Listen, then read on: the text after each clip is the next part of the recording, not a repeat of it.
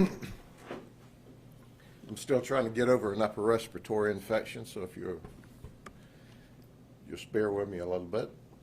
We'll tell you about a crazy event, and it all happened at the Shady Cove Bar and Grill on Highway 544, which is east of Haines City in the unincorporated area. It's about 5:12 in the afternoon.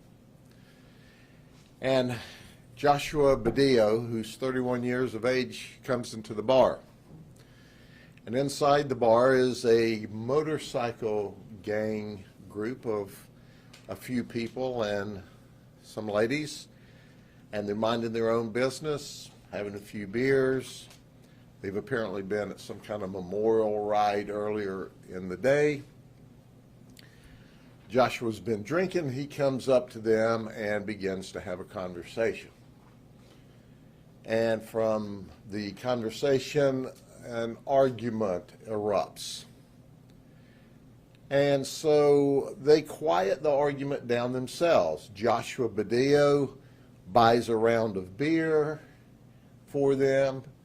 The argument's over with, and everybody goes along their way. A little while later, this group of folks, well, friends in the motorcycle gang, they go outside to the tiki bar. And so they're sitting around at a table. Joshua Badillo comes back, comes up in the middle of the group, sits down in a chair, starts to talk, reaches across the table, and we can see in the video where he grabs a guy's hand to shake his hand, and he holds his hand for an extended period of time while he's shaking it. He turns it loose, and he's just kind of all up in their business. Well, you can see one of the guys goes to what is an off-duty bar employee and says, "Can you get this guy out of here? We want him away from us." So they go talk to him. One of the folks with the gang is a pretty good sized guy, and then you have the employee of the bar, and they get him finally moving. He's had quite a bit to drink, as you can tell by his body language. They come out of the tiki bar, which is kind of behind the bar, and they walk back through the bar into the parking lot out front. Next door is a convenience store. And you can tell through other video that they're having conversations and pointing at each other. And the particularly big guy, who turns out to be our victim number one, is kind of in his face, and they're telling him he needs to leave. He goes back toward his truck slowly and begrudgingly, with some people who he knows from the bar encouraging him to leave and to get in his truck. So they're kind of pushing him and encouraging him to go across the parking lot. When all of a sudden he turns and starts running past two people that are trying to get him into his vehicle. So he runs past those two, and he runs past three more, and he shoots our victim one, which is a big man. Shoots him through the hand and also through the groin with one shot. At this moment in time, a guy burst out of the bar with his firearm in order to protect his buddy and starts shooting at our suspect. The suspect goes around behind his vehicle, which is parked further out in the parking lot. And the guy with the firearm goes out and around the truck along with another person. So now you've got our suspect who did the shooting, Badillo, with his gun. You've got the guy who came out of the bar, who is now going to be victim two. And he goes to the other side of the truck outside of the camera view. And immediately there's gunfight in the parking lot. You can tell by the body language of other people that are in camera view that they're scattering. Victim two is shot in the chest. He falls down. He gets back up and he staggers back toward the bar where he once again falls. Our suspect, Joshua Badillo, now he gets in his vehicle and he says, "Feet, it's time to go." And off he takes off at a high rate of speed.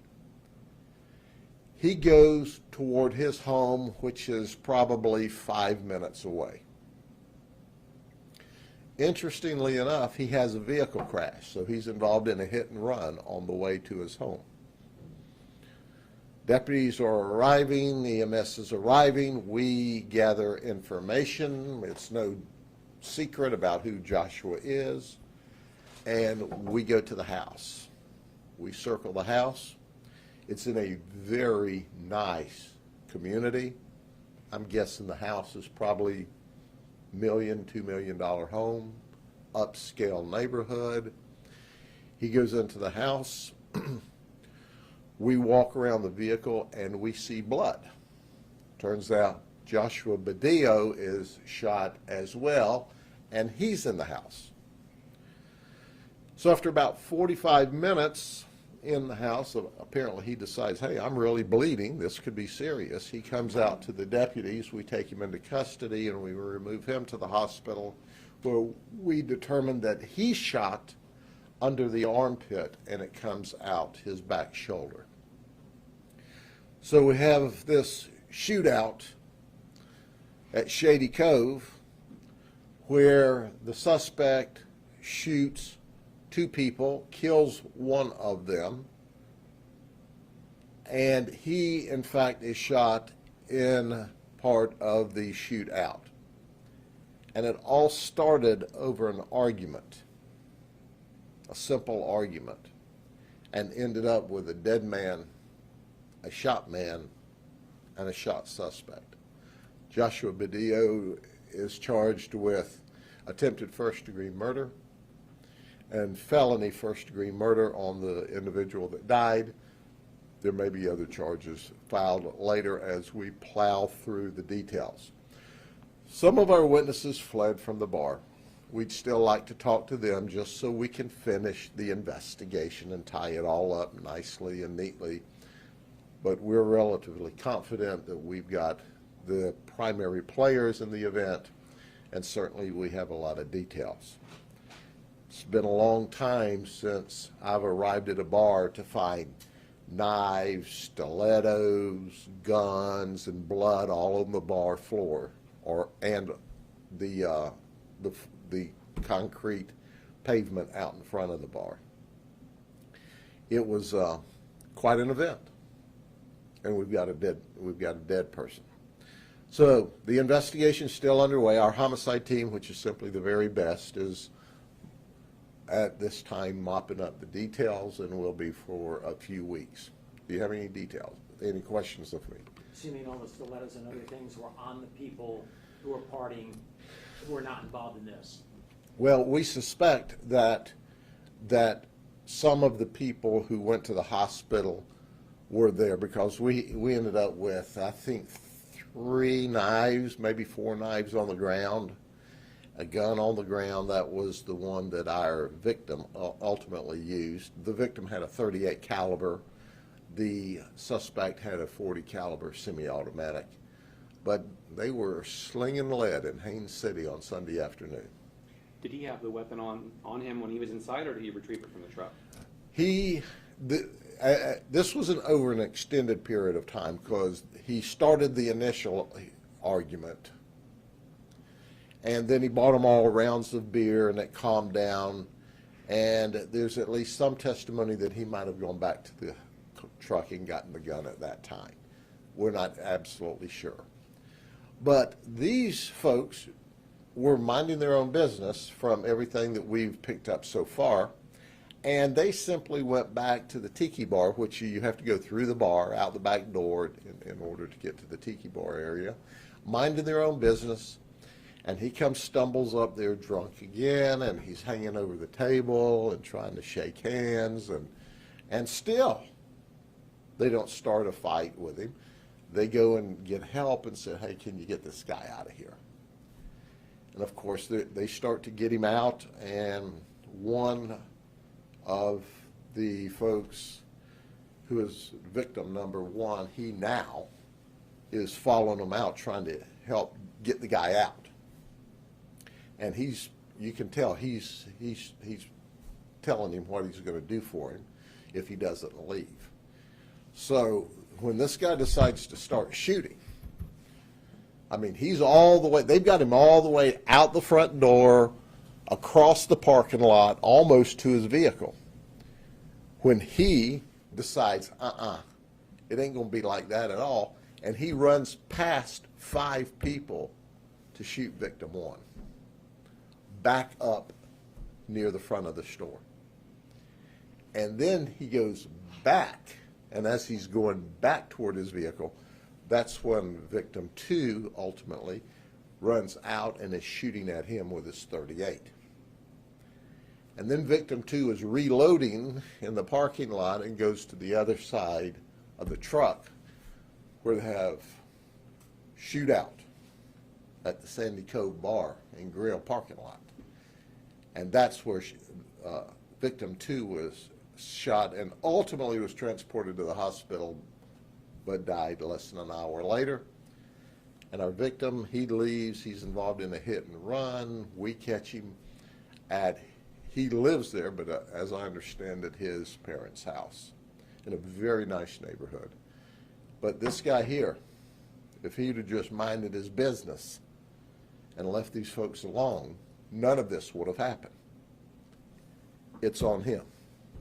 How many, oh, sorry. What's the status of the person he hit? The person he hit, he was in a car wreck? Is that person okay? We're following up with that. That person's okay. How many bullets were exchanged, and did any go inside the building, either at the convenience store or at the dive bar? We're still counting because there were shots toward the bar, and then there were shots across the parking lot and across Highway 544. And then there was a shootout parallel to Highway 544. And then apparently the suspect, after he shot the victim in the chest, for good measure, ripped another one at him, which went across Highway 544. We can see where it skipped through the dirt. So we had a surreal life shootout for a few minutes. And we've got a dead person as a result of it. And this guy should spend the rest of his life in prison for his efforts. And it all would have been so easy if he'd have just minded his own business. But that's not always what drunks do. How about history? Does he have a history with you, or does he know you? He doesn't have a significant history. He's got some minor stuff, I believe, but not a significant history. Was the victim that died part of the motorcycle group? Yes, yes. And once again, they weren't being rowdy. They weren't out of control. They were minding their own business. And we got Joshua Badillo, who, he drank him some liquid courage and decided he'd march around like a banty rooster, and now we've clipped his wings and he's going to jail. The man who died was the one that was shot in the chest? Yes. So this And does- he was one of the group. So we have a motorcycle gang. Could he be a motorcycle guy and be in a rival gang, and maybe that's what? No, so far we don't see any gang affiliation with him. He did apparently recognize one of these other guys as being part of a former gang, and they've now gone to a new gang, but these guys weren't creating any trouble.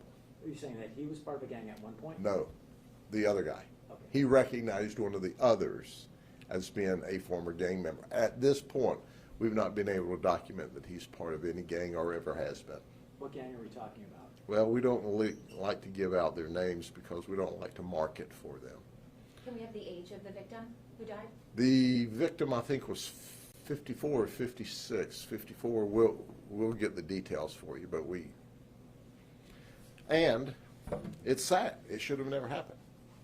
But stupid is as stupid does. Sounds like he's lucky to be alive himself because he easily bled out. Well, he is. He's lucky. If the other guy had been a better shot, he would have been dead too. But the other guy was not a good shot, and ultimately he came out to protect his buddy, and he ended up dying. Victim 2 did. Okay, anything else? Thank you very much. Y'all have a good day, and we'll see you the next time somebody does something really stupid. Take care.